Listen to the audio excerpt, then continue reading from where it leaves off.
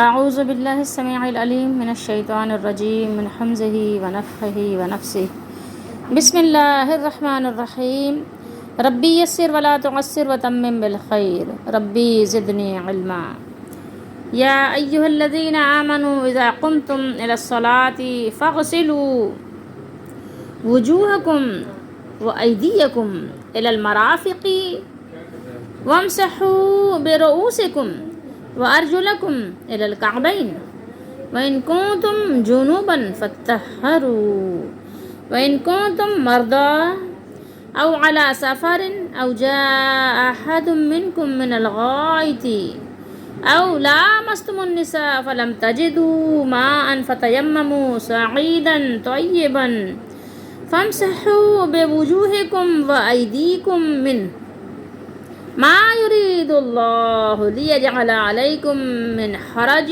ولكن يريد ليطهركم وليتم نعمته عليكم لعلكم تشكرون۔ آیت نمبر 6 ہے، قدر بڑی ہے، ایک ہی آیت کافی ہے۔ یہ سورۃ المائدہ ہے، 6واں سپارہ ہے، ترجمہ ابن کثیر سے ہے۔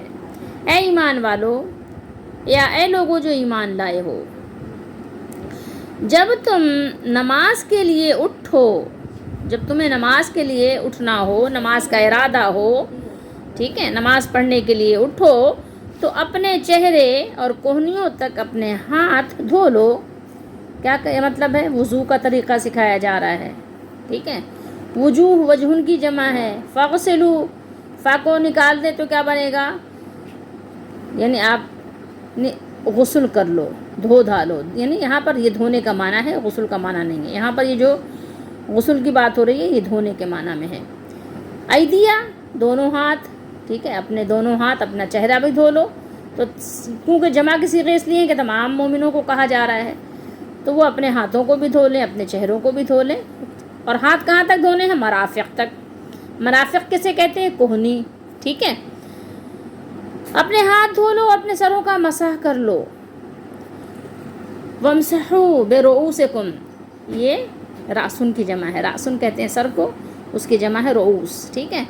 یہ مسح کر لو، ٹھیک ہے، اور اپنے ٹخنوں تک۔ وارجلکم، ارجلا کیا چیز ہے؟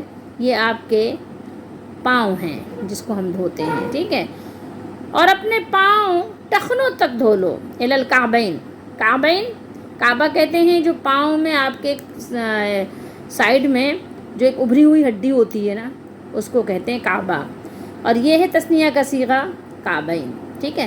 کعبے کو بھی کعبہ اسی لیے کہتے ہیں کہ کعبہ جو ہے ایک ابھری ہوئی جگہ تھی نا، تو اس لیے الی الکعبین، اپنے دونوں پاؤں دھونے ہیں آپ نے، کہاں تک؟ کعبین تک دھونے ہیں، جو اس کی ٹخنے کی ہڈی ہے، غالباً ٹخنا ہی کہتے ہیں اس کو۔ اور اگر تم جنابت کی حالت میں ہو، یہ جنوب، ٹھیک ہے، جنوب کہتے ہیں ناپاکی کو۔ اگر تم یعنی جنوب میں ہو، ناپاک ہو، اور اگر تم جنابت کی حالت میں ہو تو غسل کر لو۔ فطہروا، تو یعنی خوب پاک ہو جاؤ، خوب پاک ہو جاؤ کیا مطلب؟ یعنی پاک صاف، جو طریقہ سنت میں بتایا گیا اس طریقے سے اپنے آپ کو صاف ستھرا کر لو۔ اور اگر تم بیمار ہو، وَإِن كُنتُم مَرْضَىٰ، اگر تمہیں کوئی مرض لاحق ہے، اردو میں بھی تو آپ مریض ہی بولتے ہو نا، اور اگر تم بیمار ہو، او علی سفر، سفر بھی آپ بولتے ہیں اردو میں نا، کہ سفر پہ جا رہے ہیں، سفر سے آ رہے ہیں، سفر کر رہے ہیں، بیمار ہو یا سفر کی حالت میں ہو، یا تم میں سے کوئی قضائے حاجت سے آیا ہو، یعنی وہاں سے فراغت کر کے آئے ہو، تو یہاں فارغ ہو کر بریکٹ میں آ گیا، یعنی کوئی بھی فرد واحد، او جاء احد منکم من الغائط، ٹھیک ہے، اگر کوئی قضائے حاجت سے فارغ ہو کر آیا ہے، یا او لامستم النساء، مس کہتے ہیں آپ اردو میں بھی چھونے کو، کسی چیز کو آپ نے چھوا، کسی سے مس ہوئے، یا تم نے عورتوں سے یعنی کیا کہ ان کو چھوا ہے، یہ جہاں پر ترجمہ ہے ہم بستری کی ہو، ٹھیک ہے، اسی معنی میں ہے۔ بہرحال فلم، سو تمہیں حاصل نہ ہو، ملے نہیں، تجدو تم پاؤ نہیں، پھر تم پانی نہ پاؤ، مان پانی، فتیمموا، تو کیا کرو تم؟ سو تم تیمم کر لو، ٹھیک ہے، تیمموا، فا کو اگر نکال دیں تیمم ہو، ٹھیک ہے، فتیمموا، تو پاک مٹی سے تیمم کرو، ٹھیک ہے، پاک مٹی کا ذکر بعد میں ہے، تیمم کا ذکر پہلے ہے، تو پاک مٹی سے تیمم کر لو۔ پاک مٹی کون سی؟ صعیدن، یہ سواد سے ہے، طیبن، ٹھیک ہے، آپ طیب تو معنی جانتے ہی ہیں نا، جو مٹی یعنی پاک صاف ہو اس سے کیا کرو؟ تیمم کر لو۔ فامسحوا بوجوہکم، اپنے چہروں کا مسح کر لو، وایدیکم، اور اپنے ہاتھوں کا مسح کر لو، منہ، اس سے یعنی پاک مٹی سے۔ ما یرید اللہ،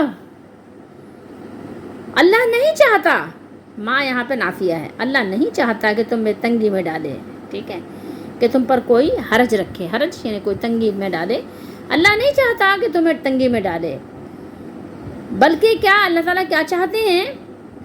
وَلَٰكِن يُرِيدُ اللَّهُ وَلَٰكِن يُرِيدُ لِيُطَهِّرَكُمْ، بلکہ اللہ تعالیٰ کیا چاہتے ہیں؟ وہ چاہتے ہیں کہ تمہیں پاک کر دیں، اللہ کا ارادہ ہے، اس کی منشا ہے کہ تمہیں خوب لِيُطَهِّرَكُمْ، تاکہ تم خوب طاہر و مطہر ہو جاؤ، ٹھیک ہے، خوب پاک ہو جاؤ، خوب پاکیزہ ہو جاؤ، اور ایسے ہو جاؤ کہ دوسروں کو بھی پاکیزگی کی دعوت دو، ٹھیک ہے، وَلِيُتِمَّ نِعْمَتَهُ عَلَيْكُمْ لَعَلَّكُمْ تَشْكُرُونَ، اور تم پر اپنی نعمت پوری کرے، یعنی اللہ تعالیٰ نے یہ ارادہ کیا ہے، یہ چاہتے ہیں اللہ تعالیٰ کہ آپ کو کیا کریں؟ آپ پر نعمتوں کا اتمام کر دیں، نعمتوں کو پورا کر دیں، وَلِيُتِمَّ، تمام کر دیا جائے، نعمتَهُ، نعمتوں کو، اللہ کی نعمتوں کو انسانوں پر پورا کر دیا جائے، انسانوں میں مسلمانوں کو، علیکم، تم پر، لعلکم، اس امید پر، یا تاکہ، لام اگر لام کئی کہیں گے تو تاکہ تم کیا کرو؟ شکر کرو، تم شکر گزار بن جاؤ، ناشکری نہ کرو، شکر کرو کہ اللہ نے تمہیں پیدا کر کے یوں ہی نہیں چھوڑ دیا، تمہیں برتنے کے لیے، زندگی گزارنے کے لیے، تمہیں ہر طرح کی معیشت زندگی گزارنے کے لیے جو چاہیے تھی وہ تمہیں عطا فرمائی، اور خوب وافر عطا فرمائی فراوانی کے ساتھ، اور پھر یہی نہیں، تمہیں جنت کا راستہ بتانے کے لیے کتاب بھی دی ہے، اور اس میں تمہیں ہر طرح سے نصیحت کر کے سمجھا دیا، اپنی پسند اور ناپسند سے تمہیں آگاہ کر دیا، خبردار کر دیا، تم پر نعمتیں پوری کر دیں، اب کوئی کسر باقی نہیں ہے، کوئی چیز ایسی نہیں ہے کہ جس کی وجہ سے کہو کہ تمہارے لیے سبب بنے کہ گمراہی کا، کہ یہ چیز ہے نہیں تو میں کیسے راہ راست پر آؤں، تو نعمتیں پوری ہو گئیں، نعمتوں کا اتمام ہو گیا۔ یا ایھا الذین آمنوا، اس سے پہلے کھانے پینے اور نکاح وغیرہ کے احکام بتائے، جو حدث اصغر اور حدث اکبر کا باعث ہوتے ہیں۔ جب آپ ظاہر ہے کھاتے پیتے ہیں تو پھر آپ کے وضو بھی ٹوٹتے ہیں، اور آپ کو واش روم کی حاجت بھی ہوتی ہے، اور ناپاکی کی حاجت بھی ہو جاتی ہے، تو اب ان سب صورتوں میں بھی کیا ہے، پھر آپ کو یہ بھی بتایا جا رہا ہے کہ جب یہ صورتیں پیش آ جائیں تو اب یہ حکم دیا جا رہا ہے کہ جب تم اپنے طبعی تقاضوں کو پورا کر چکو اور اللہ تعالیٰ کے حضور میں آنا چاہو تو اس کے آداب کیا ہیں۔ حدث کسے کہتے ہیں؟ حدث کہتے ہیں ناپاکی کو، اصل میں ہا، دال اور ثا، حدث۔ حدث اصغر چھوٹا حدث یعنی بے وضو ہونا، اور حدث اکبر بے غسل ہونا، ٹھیک ہے، تو حدث اصغر کے لیے وضو ضروری ہے اور حدث اکبر کے لیے غسل ضروری ہے۔ یہاں پر دونوں چیزیں سکھائی جا رہی ہیں، ٹھیک ہے۔ قم تم، جب تم یعنی کھڑے ہو یا ارادہ کرو، ٹھیک ہے، یہاں پر آپ ارادے کے معنی میں اس کو لے لیجئے۔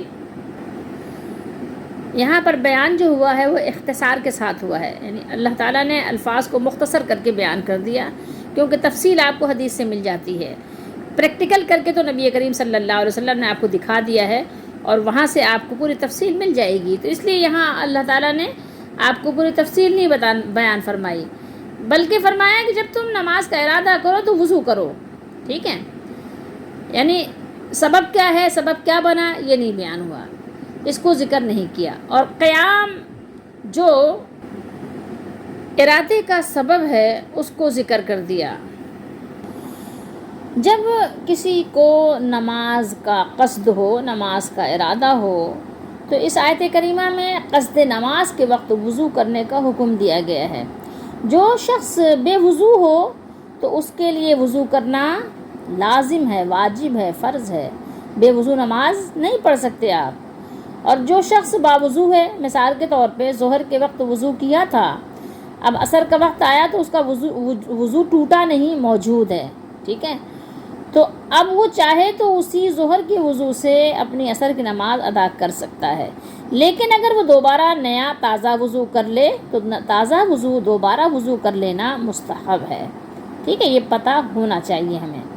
ایک مسند احمد کے حدیث شریف میں ایک قول یہ بھی ہے کہ ابتدائے اسلام میں ہر نماز کے لیے نیا وضو کرنا واجب تھا، وضو ہونے کے باوجود بھی وضو کرنا واجب تھا، لیکن بعد میں اس حکم کو منسوخ کر دیا گیا، ٹھیک ہے، رخصت دے دی گئی کہ اگر آپ باوضو ہیں تو اسی پرانے وضو سے اپنی نماز ادا کر لیجئے، لیکن بغیر وضو نماز ادا نہیں کر سکتے، یہ نماز کی توہین ہے۔ تو ایسے میں انسان اسلام سے پھر ظاہر ہے اس کا معاملہ دور ہو جاتا ہے۔ مسند احمد اور صحیح مسلم شریف کے حدیث شریف میں ہے کہ سلیمان بن بریدہ نے اپنے والد کی روایت کو بیان کیا ہے کہ نبی اکرم صلی اللہ علیہ وآلہ وسلم ہر نماز کے لیے وضو فرمایا کرتے تھے، لیکن فتح مکہ کے دن، جس دن مکہ فتح ہوا ہے، اس دن آپ نے وضو فرمایا اور موزوں پر، موزہ اگر آپ نے موزہ وضو کر کے پہنا ہوا ہے تو اس پر مسح کیا جانا سنت ہے، تو موزوں پر مسح کیا اور ایک ہی وضو سے آپ نے کئی نمازیں پڑھائیں۔ حضرت عمر رضی اللہ تعالیٰ عنہ نے عرض کی، اے اللہ کے رسول صلی اللہ علیہ وسلم، آج آپ نے ایسا کام کیا ہے جو پہلے نہیں کرتے تھے۔ آپ صلی اللہ علیہ وآلہ وسلم نے ارشاد فرمایا، انی عمدن فعلتہ یا عمر۔ مسند احمد کی روایت میں ہے فعلتہ کے بجائے فعلتو ہے، ٹھیک ہے۔ آپ صلی اللہ علیہ وسلم نے فرمایا، عمر، میں نے یہ جان بوجھ کر کیا ہے تاکہ امت کو یہ مسئلہ معلوم ہو جائے کہ ایک وضو سے متعدد نمازیں پڑھنا درست ہے۔ ابو داؤد شریف کی حدیث شریف میں ہے، حضرت ابن عباس رضی اللہ تعالیٰ عنہما کی روایت ہے کہ رسول اللہ صلی اللہ تعالیٰ علیہ وآلہ وسلم بیت الخلاء سے باہر تشریف لائے تو آپ کی خدمت میں کھانا پیش کیا گیا، تو صحابہ رضی اللہ تعالیٰ عنہم نے عرض کی کہ ہم آپ کے پاس وضو کے لیے پانی لائیں، انہیں ایک سوالی انداز، پانی لائیں؟ تو آپ صلی اللہ علیہ وآلہ وسلم نے ارشاد فرمایا، انما امرت بالوضوء اذا قمت الى الصلاۃ، مجھے صرف نماز پڑھنے کے لیے وضو کا حکم دیا گیا ہے۔ اس کو امام ترمذی نے بھی بیان کیا ہے اور اس کو حسن صحیح قرار دیا ہے۔ یہاں پر ایک چیز غور کرنے کی ہے کہ نبی کریم صلی اللہ تعالیٰ علیہ وآلہ وسلم نے جو وضو نہیں کیا تو یہ امت کو آسانی دی، کہ لازمی بات ہے کہ اگر آپ صلی اللہ علیہ وآلہ وسلم ہمیشہ باقاعدگی کے ساتھ باوضو ہر وقت رہتے یا واش روم سے آنے کے بعد ہمیشہ آپ وضو کرتے تو پھر امت کے لیے بھی یہ چیز لازم ہو جاتی، کیونکہ بسا اوقات آپ صلی اللہ علیہ وسلم کے عمل کو اللہ تعالیٰ اتنا پسند فرما لیتے کہ اس حکم کو امت کے لیے بھی لازم کر دیتے، تو اس لیے نبی کریم صلی اللہ علیہ وآلہ وسلم باوجود ہے کہ ایک چیز کو پسند کرنے کے باوجود پسند فرماتے تھے، لیکن کبھی کبھی اس کو ترک فرما دیتے تھے تاکہ امت پر یہ چیز فرض نہ ہو جائے، جیسے کہ تراویح کی نماز بھی ہے اس میں۔ اور مسلم شریف کی حدیث شریف میں ایک چیز اور بھی ہے، حضرت عبداللہ بن عباس رضی اللہ تعالیٰ عنہما ہی کی روایت ہے کہ بیان کرتے ہیں، فرماتے ہیں کہ ہم نبی اکرم صلی اللہ علیہ وآلہ وسلم کے پاس تھے، آپ باہر تشریف لے گئے۔ باہر سے مراد یہاں پر کیا ہے آپ کو معلوم ہے، قضاء حاجت کے لیے، یعنی آپ جب قضاء حاجت سے پھر تشریف آپ لے گئے، پھر واپس تشریف لائے تو آپ کو کھانا پیش کیا گیا اور عرض کی گئی کہ اے اللہ کے رسول صلی اللہ علیہ وسلم، کیا آپ وضو نہیں فرمائیں گے؟ یعنی آپ وضو کا ارادہ نہیں رکھتے؟ آپ صلی اللہ علیہ وآلہ وسلم نے ارشاد فرمایا، لما اصلی فتوضؤ، لما اصلی فتوضؤ، کیوں کیا میں نے نماز پڑھنی ہے؟ اصلی کیا مجھے یعنی نماز پڑھنی ہے، نماز کی مجھے حاجت ہے، نماز کا وقت ہے، ٹھیک ہے، کہ میں وضو کروں؟ फ़अतवज़्ज़उ कि मैं वज़ू करूँ। तो आपने इस चीज़ को कि क़ज़ाए हाजत से आने के बाद जो वज़ू की रूटीन है इसको बाकायदा नहीं रखा, हालांकि आप सल्लल्लाहु अलैहि वसल्लम ज़्यादातर बावज़ू रहते थे। फ़ग़सिलू फ़ग़सिलू वुजूहकुम, तो अपने चेहरे धो लो। इज़ा कुमतुम इला सलाति फ़ग़सिलू वुजूहकुम, जब तुम नमाज़ पढ़ने का क़स्द किया करो तो मुँह धो लिया करो। और हदीस शरीफ से हमें एक चीज़ और भी मिलती है जो सहीहैन की हदीस में मौजूद है, बुखारी व मुस्लिम, इन्नमल अमालु बिन्नियात व इन्नमा लिकुल्लि इम्रिइम मा नवा। बस तमाम अमाल का इन्हिसार दारो मदार नीयतों पर है और हर शख्स के लिए वही कुछ है जो वो नीयत करे। ठीक है, तो अब आप यहाँ पर इस बात का भी ख्याल रखें कि जब आप वज़ू करने लगें तो उसमें नीयत कर लें कि आप वज़ू करने जा रहे हैं। ठीक है, वज़ू का यानी आपके दिल में इरादा हो कि आप वज़ू कर रहे हैं अल्लाह को राज़ी करने के लिए, उसकी इबादत करने के लिए, नमाज अदा करने के लिए, पाक साफ़ रहने के लिए आप वज़ू कर रहे हैं। और ये भी मुस्तहब है कि चेहरा धोने से पहले वज़ू शुरू करते हुए क्या पढ़ें, बिस्मिल्लाह, बिस्मिल्लाह पढ़ी जाए, क्योंकि बहुत सी जय्यद सनदों के साथ सहाबा कराम रज़ी अल्लाह ताला अन्हुम की एक जमाअत से मरवी है कि नबी अकरम सल्लल्लाहु अलैहि वसल्लम ने इरशाद फरमाया, ला वज़ू लिमन लम यज़कुरिस्मल्लाहि अलैहि। क्या बात है, ला वज़ू लिमन लम यज़कुरिस्मल्लाहि अलैहि, जो वज़ू शुरू करते हुए अल्लाह का नाम ना ले उसका वज़ू नहीं होता। यानी वज़ू शुरू करने से पहले अल्लाह का नाम ले, इससे इतना पढ़ लीजिए काफ़ी है, बिस्मिल्लाह। ठीक है, बिस्मिल्लाह। ठीक है, तो जो वज़ू करते वक्त बिस्मिल्लाह ना पढ़े उसका वज़ू नहीं होता। इस हदीस को कसीर मुहद्दिसीन ने ज़िक्र फरमाया है। अब तो हम शहरों में रहने वाले लोग ज़्यादातर, बल्कि अब तो यानी देही इलाक़ों में रहने वाले लोग भी ज़्यादातर जो है वो हैंड पाइप से या लोटों से या ये जो आपके शावर वग़ैरह हैं या टोटियों से वज़ू करते हैं।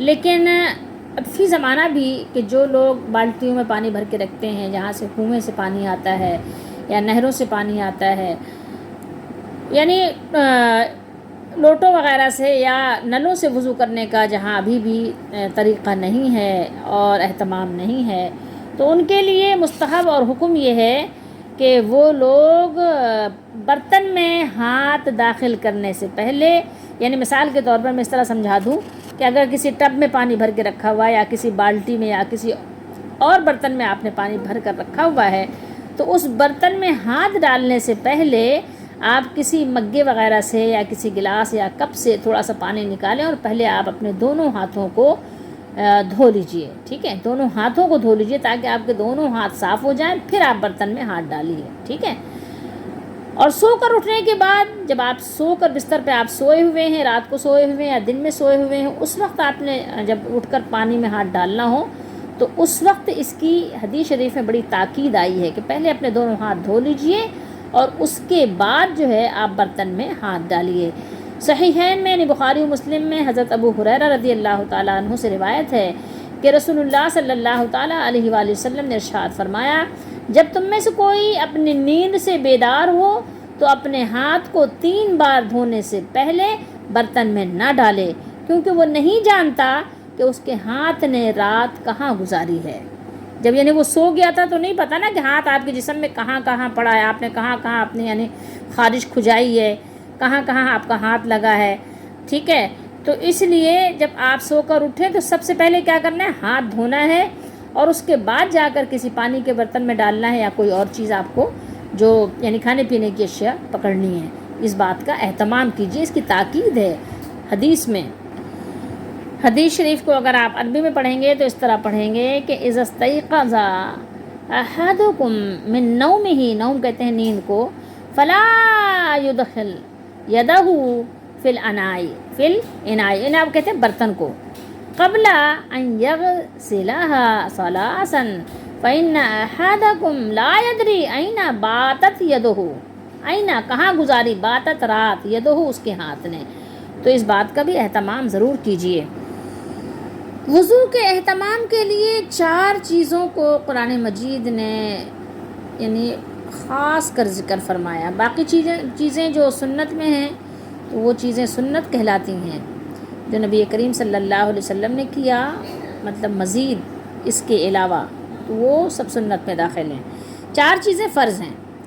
نمبر 1 کیا ہے؟ منہ کا دھونا ہے. ٹھیک ہے، فاغسلوا وجوہکم، چہرے جو آپ دھوتے ہیں منہ کا دھونا فرض ہے. نمبر 2 ہاتھوں کا کوہنیوں سمیت دھونا. جو آپ کی کوہنی ہے جتنا زیادہ آپ دھوئیں گے اتنا ہی زیادہ قیامت کے دن آپ کے اعضاء چمکیں گے. تو یہ ہاتھوں کو اپنے کوہنیوں سمیت دھونا. نمبر 3 ہے سر کا مسح کرنا. اور نمبر 4 ہے ٹخنوں تک پاؤں کا دھونا. یہ چاروں چیزیں کیا ہیں؟ فرض ہیں. اس کے علاوہ وضو سے پہلے نیت کرنا، بسم اللہ پڑھنا، پہلے ہاتھ صاف کرنا، کلی کرنا، مسواک کرنا، ناک میں پانی ڈال کر صاف کرنا، مسح کے علاوہ ہر کام کو 3 مرتبہ کرنا، دائیں طرف سے شروع کرنا، کان کا مسح کرنا. یہ سب اعمال کیا ہیں؟ سنت ہیں. ٹھیک ہے. رسول اللہ صلی اللہ علیہ وسلم کے وضو کا اکثر معمول یہی رہا ہے. لیکن یہ بات بھی ہے کہ اگر کبھی آپ کو کہیں کوئی ایسے یعنی مسائل پیش آ جائیں جہاں کہ آپ دیگر چیزیں نہ ادا کر سکیں تو آپ کو یہ 4 کام تو لازم کرنا ہے. ٹھیک ہے. ایک تو چہرہ دھونا ہے، دوسرے کوہنیوں تک ہاتھ دھونا ہے، تیسرے آپ نے سر کا مسح کرنا ہے، چوتھے آپ نے پاؤں دھونا ہے. ایک چیز ابھی ہم آپ کو بہت اہم ہے وہ بتانے والے ہیں، لیکن ابھی اینڈ میں انشاءاللہ بتائیں گے کیونکہ ٹاپک تھوڑا سا یہ طویل ہے. وَامْسَحُوا بِرُؤُوسِكُمْ. بہت سے علماء نے لکھا ہے کہ سارے سر کا مسح فرض نہیں بلکہ سر کے کچھ حصے کا مسح کر لیا جائے تو بھی کافی ہے. مگر قرآن کے ظاہر اور احادیث کی روح سے سارے سر کا مسح کرنا چاہیے.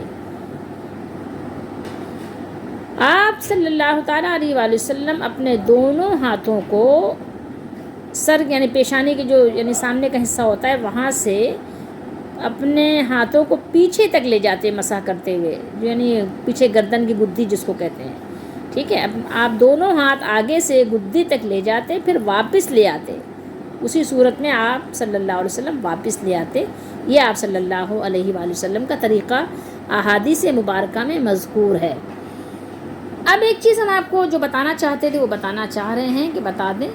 دیکھیے یہاں پر بات ہوئی دھونے کی، تو چہرے کے دھونے کی بات ہوئی، ہاتھوں کو دھونے کی بات ہوئی. ان دونوں چیزوں کی بات کیا ہوئی؟ دھونے کی، کہ دھو لیجئے. ٹھیک ہے. فاغسلوا وجوہکم وایدیکم. ٹھیک ہے. چہروں کو دھوئیے، ہاتھوں کو دھوئیے. اس کے بعد جب سر کی بات آئی تو مسح کی بات آئی. نمبر 3 پہ سر کا مسح کرنا ہوتا ہے نا. اور پھر اس کے بعد پاؤں کی بات آئی تو یہ مسح کے بعد آئی. تو اب کسی کے ذہن میں یہ بات آ جائے کہ یعنی 2 چیزوں کو دھونا ہے اور 2 کا مسح کرنا ہے. ٹھیک ہے. سر کا بھی مسح کرنا ہے اور پاؤں کا بھی مسح کرنا ہے. ٹھیک ہے. رجل کہتے ہیں اصل میں پاؤں کو. تو اب جو ہے کوئی یہ سمجھے کہ کعبین تک جو ہے اس کا مسح کرنا ہے جیسے کہ سر کا مسح کرنا ہے، لیکن یہ چیز نہیں ہے. ہے تو صحیح پاؤں کا مسح بھی ایک صورت میں تو جائز ہے. ٹھیک ہے. لیکن عام روٹین میں نہیں ہے. عام روٹین میں پاؤں کو دھونا ہے. سر کا تو مسح ہے یعنی ہر وقت سفر میں، گھر میں، جہاں بھی سر کا تو مسح ہی کرنا ہے. سر کو دھونا نہیں ہے کسی بھی صورت میں. لیکن غسل کے علاوہ کی بات ہو رہی، میں وضو کی بات کر رہی ہوں.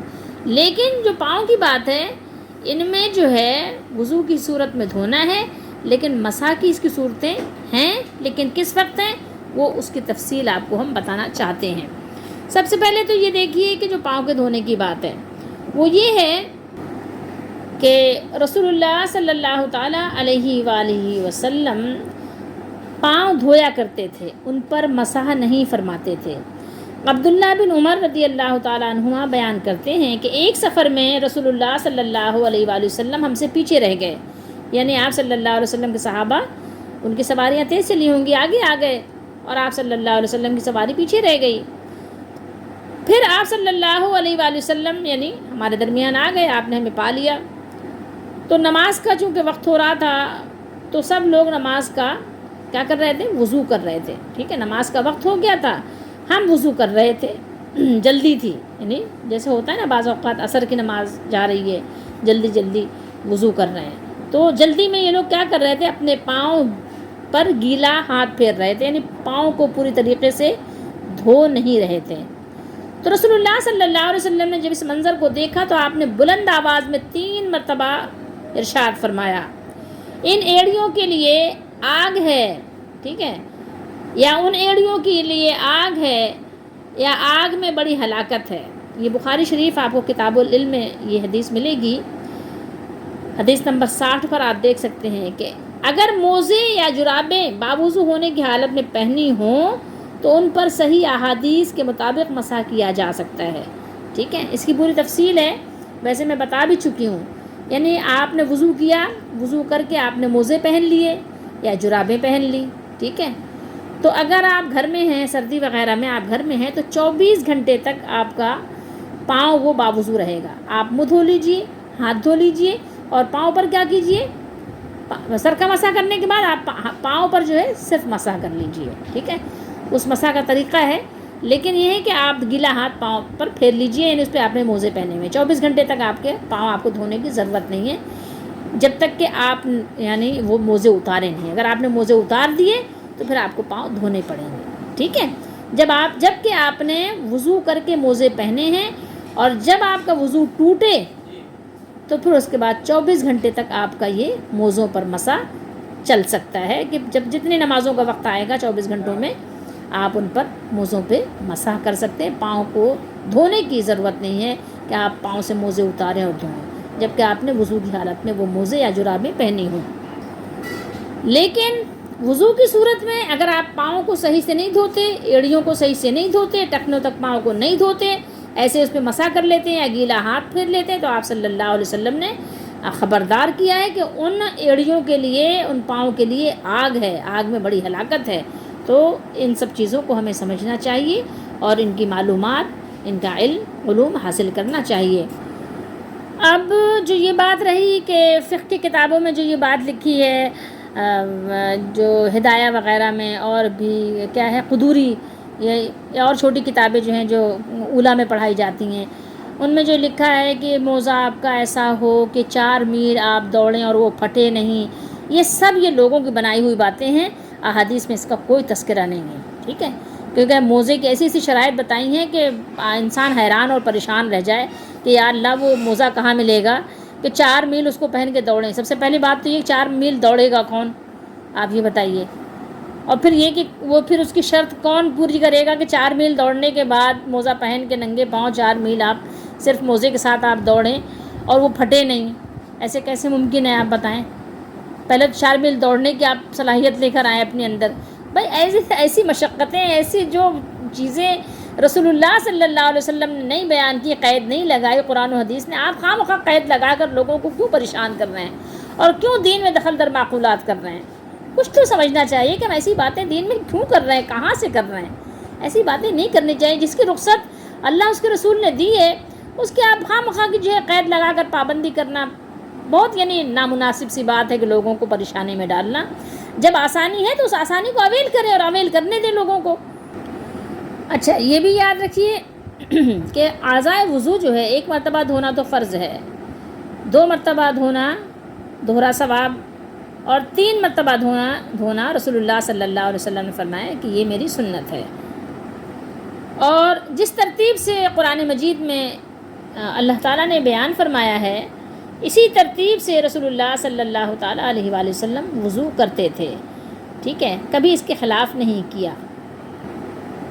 اور 3 مرتبہ سے زیادہ آپ کو دھونے کی اجازت نہیں ہے، خواہ مخواہ بلا وجہ. نہ تو یعنی انسان کو نفسیاتی ہونا چاہیے، اور نہ ہی پانی ضائع کریں، نہ ہی وقت کو ضائع کریں، اور نہ ہی طہارت کے نام پہ غلو کریں. ما یرید اللہ لیجعل علیکم، فرمایا کہ تنگی میں تمہیں ڈالنے کا کوئی ارادہ نہیں ہے.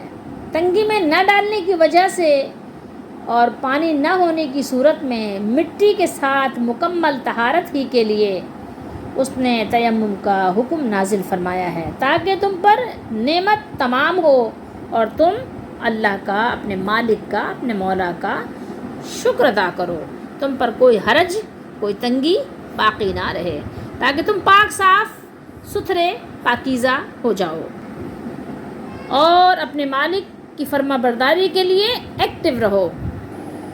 اگر تم پاکیزہ ہوگے تو تمہارے خیالات بھی پاکیزہ ہوں گے، تمہارے اعمال بھی پاکیزہ ہوں گے، تمہارے اصول بھی پاکیزہ ہوں گے۔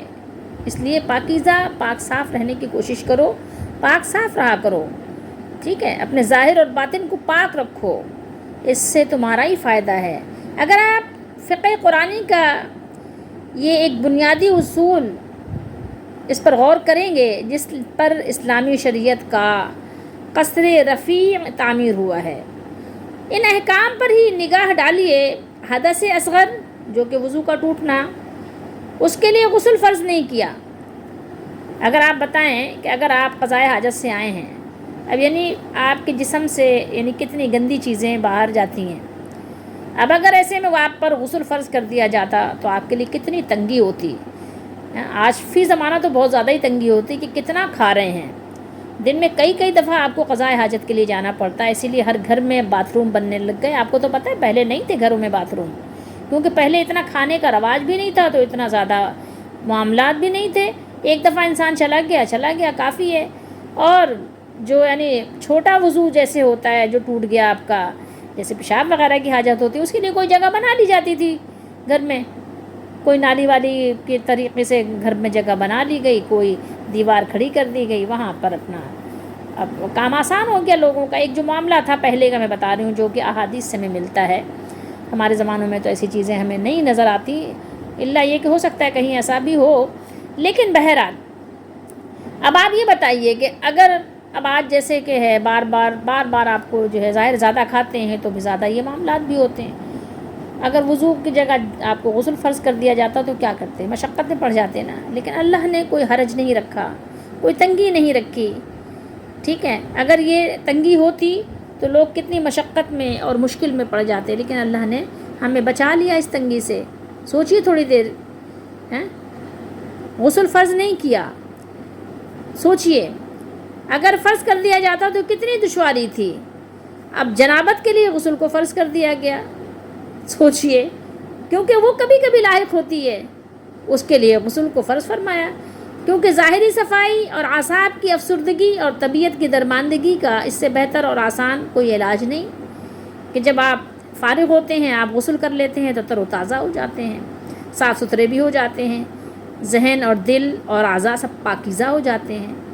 اور اس صورت میں بھی کہ جب آپ ناپاک ہو جائیں، غسل آپ پر فرض ہو جائے، اس پر بھی اگر آپ کو پانی نہ ملے یا پانی تو ہو، پانی کے استعمال سے بیماری کے بڑھنے کا خدشہ ہو، تو تیمم کرنے کی اجازت عطا فرما دی۔ اب کتنی آسانی کر دی کہ آپ کے پاس پانی ہے لیکن آپ پانی استعمال کرنے سے بیمار ہو جائیں گے یا بیماری بڑھ جائے گی، تو آپ کو زیادہ سردی ہے، آپ غسل برداشت نہیں کر سکتے، تو آپ کے لیے کہا تیمم کر لو، پاک مٹی پہ تیمم کر لو۔ تیمم کا میں نے پہلے پورا طریقہ بتا دیا ہے، اور یہ غسل اور وضو کا یہ مضمون سورہ نساء میں بھی گزر چکا ہے۔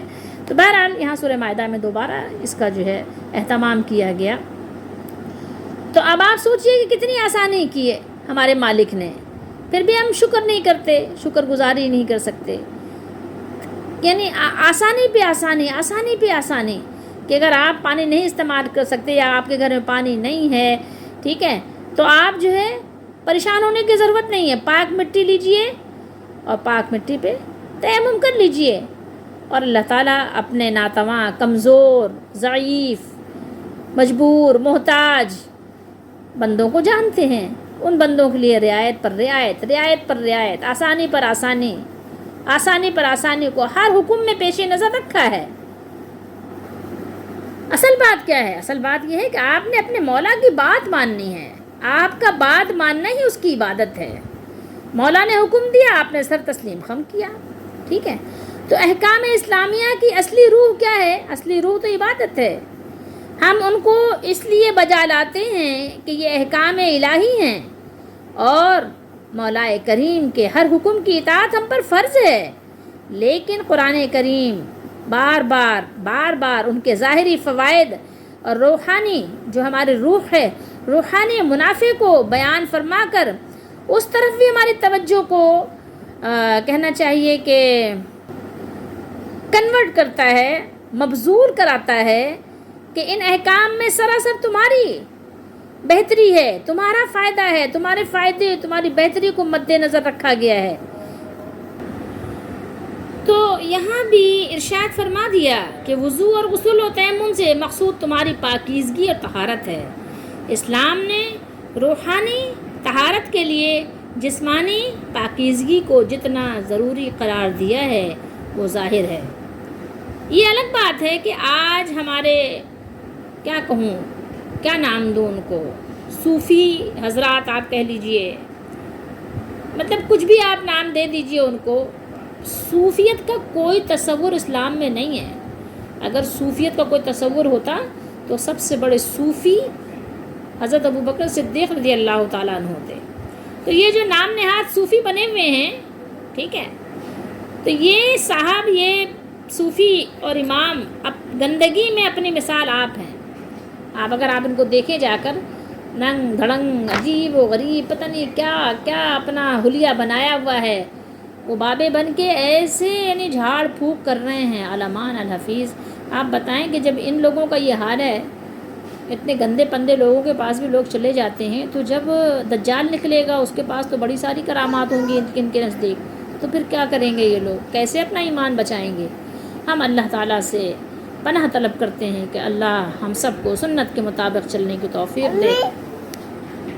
لیکن دیکھیے میرے مالک کا بیان کتنا خوبصورت ہے، بیان کا انداز دیکھیے، بلکہ وہ تو یہ چاہتا ہے، کون؟ اللہ تعالیٰ، کہ تم لوگوں کو، تم سب کو خوب پاک صاف کرے، تمہیں سب کو پاک کر دے، تمام مومنوں کو پاک صاف ستھرا کر دے اور پوری کر دے اپنی نعمت تم پر، تاکہ تم شکریہ ادا کرتے رہو۔